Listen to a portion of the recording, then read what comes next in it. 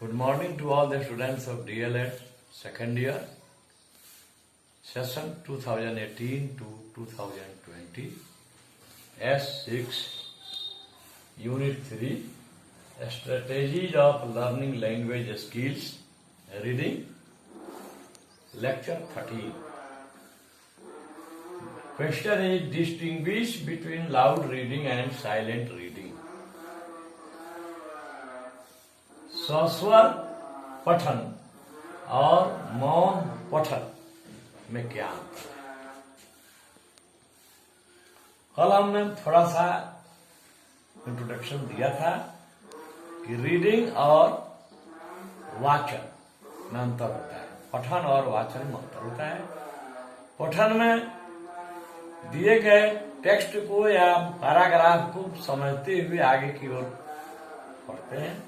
वाचन में no understanding, no comprehension, but only pronunciation correctly, यही होता है। इसमें होता है रीडिंग विथ अंडरस्टैंडिंग, इसी को कहते हैं रीडिंग पठन, और उसको कहते हैं केवल प्रोनाउंसिएशन करेक्टली। आएंगे हम लाउड रीडिंग और silent reading. Loud reading means स्वर पठन, साइलेंट रीडिंग मीन्स मौन पठन। पहले हम लोग लाउड रीडिंग के बारे में पढ़ेंगे। Reading with making sounds, moving lips, correct pronunciation, stress, intonation and wreath is called loud reading. वह पठन जिसमें मुंह से आवाज आता है, हमारे दोनों होंठ लिप्स मूव करते हैं, शुद्ध उच्चारण करते हैं, स्ट्रेस जोर रहता है, इंटोनेशन अनुतान होता है, उतार चढ़ाव, और रित लयबद्ध पंक्तिबद्ध एक कतार में इज कॉल्ड लाउड रीडिंग। उसी को लाउड रीडिंग कहते हैं, जिसमें हमारा मुंह से आवाज निकलता है और हमारे होठ चलते हैं, दोनों होठ, उसी को लाउड रीडिंग कहते हैं। It gives a scope for practice in speaking to.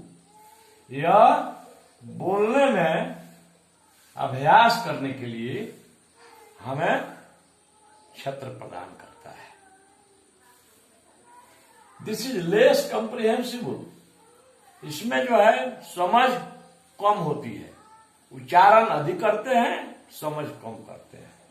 Less comprehensible. This is suitable for pre primary and primary classes. यह प्री प्राइमरी यानी वर्ग 1 से पहले की कक्षाओं के लिए, जिसमें नर्सरी, एलकेजी, केजी आता है, और प्राइमरी क्लासेज वर्ग 1 से 8 तक के बच्चों के लिए यह सुटेबल है, उपयुक्त है। Next, this removes the students hesitation in speaking English. यह जो है बच्चों के जो हिचकिचाहट है अंग्रेजी बोलने में, उसको यह दूर करता है। बहुत सारे बच्चे हैं, they know English, they know the meaning, what someone is saying before him, but he can't speak because he or she has hesitation in speaking English. He fears, she fears that it may be some error if he or she speaks in English. ऐसी बात नहीं है कि हम अपने local language में बोलते हैं या हिंदी बोलते हैं तो वह सब सत्य ही होता है, ऐसी बात नहीं है। सब शुद्ध बोलते हैं हिंदी में, ऐसी बात नहीं है। We commit, we do many errors while speaking in Hindi, while speaking in Sanskrit, while speaking in Urdu, but we don't care for that. But so far as English speaking is concerned, most of the boys who reads it as second language feel hesitation in speaking English because they fear that if they will speak English, they may have some errors in speaking. So they don't want to speak in English. Next. तो यह जो है loud reading, यह students में जो hesitation है अंग्रेजी बोलने में उसको दूर करता है। इसमें स्टूडेंट्स में हम एस के बाहर में एपोस्ट्रोफी दिए हुए हैं। छात्रों, विद्यार्थियों जब रहेगा तो एस के बाहर चला जाएगा, और जब एक छात्र का होगा तो एस के पहले आ जाएगा एपोस्ट्रोफी। नेक्स्ट है, it develops confidence in the student. यह जो है छात्रों में कॉन्फिडेंस पैदा करता है। जब वो when he reads aloud, he has self-confidence in speaking in front of others. It increases their vocabulary.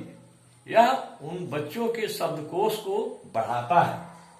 It builds path for conversation and spoken English. यह आपसी बातचीत के लिए और स्पोकन इंग्लिश के लिए एक रास्ता बनाता है। बिल्ड्स पाथ, पाथ मीन्स रास्ता। It is less comprehensible. यह जो है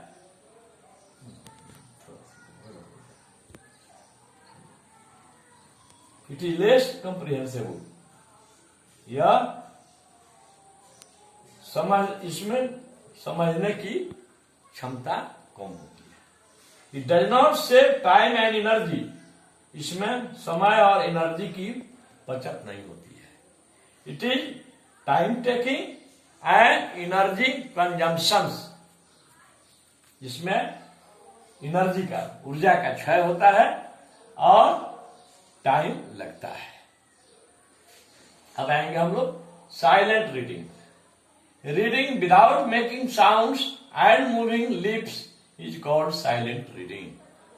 वह पठन जिसमें मुंह से आवाज नहीं निकलता है और होठ हमारे नहीं चलते हैं, उसको मौन पठन कहते हैं। Next, there is no scope for speaking. इसमें बोलने के लिए कोई जगह नहीं होता है। तीसरा, दिस इज मोर कॉम्प्रिहेंसिबल। यह अधिक समझने के लायक होता है। जब आदमी मौन वाचन करता है तो उसमें समझ अधिक होती है। एक एक बात को, एक एक शब्द को हम हिला करके मौन वाचन, मौन पाठ करता है। It saves time and energy. यह टाइम और एनर्जी की बचत करता है। It improves the recognition of words. यह शब्दों की पहचान में सुधार करता है। रिकॉग्निशन में पहचान, इंप्रूव में सुधार। It is suitable for the students in higher classes.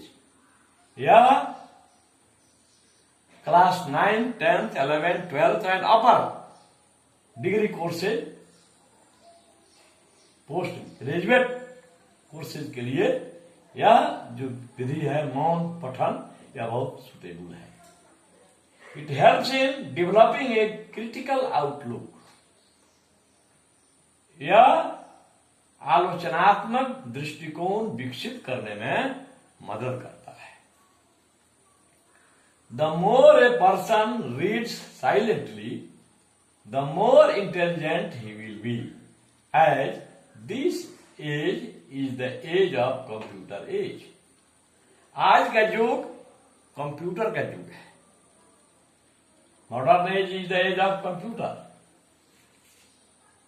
Here knowledge is power. जहां पर नॉलेज क्या है? ज्ञान, शक्ति है। तो एक व्यक्ति जितना ही मौन रूप से पढ़ेगा वह उतना ही तेज बनेगा। It helps to create a taste for independent reading. यह जो है स्वतंत्र रूप से पढ़ने के लिए एक स्वाद की रचना करता है। Thanks.